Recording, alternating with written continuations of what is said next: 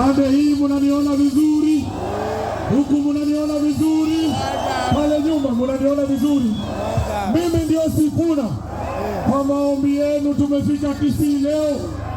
Tangu tuachane, kuna mambo ambayo yamefanyika na nataka niseme hayo mambo mawili peke yake.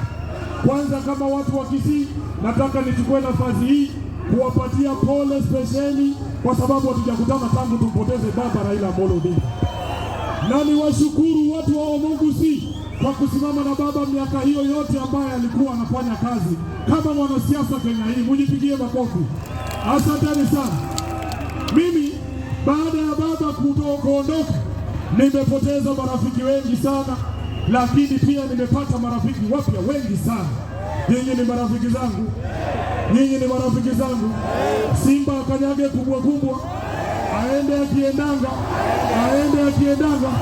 mutariplace Simba. Wangapi wanasema Simba kanyage kubwa kubwa?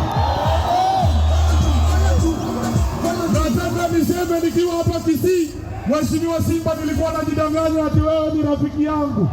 Kumbe unaweza kuingia mahali wanachinja Sifuna, wewe ndio mwenye kunoa kisa. Mimi nitakuambia Simba, nimekusamehe, lakini watu wa Kisii munirudishie hiyo deni, munilipie hiyo deni. Jambo la mwisho nataka niseme kama mmoja wa viongozi wa Linda Mwananchi hapa. Kuna watu wanafikiria ati sisi tutatumika kugawa kura, ati ndio Kasongo apite katikati. Nataka nitangaze nikiwa Kisii, hakuna mtu anafungulia hiyo paka dirisha ati iruke nje. Tutatafuta Matiang'i. Tumepata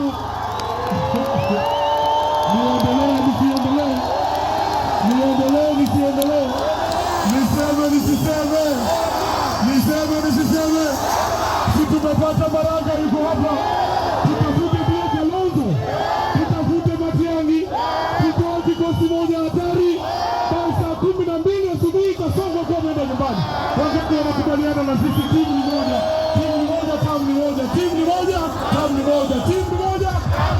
Asanteni sana. Nataka nichukue fursa hii, babu ananikumbusha short pia ni moja.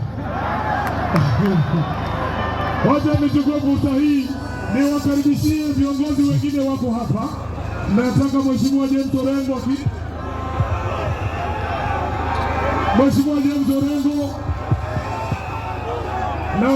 na Mheshimiwa Sosi wazungumza, alafu tutawakilisha kwa wabunge. Kisii oye!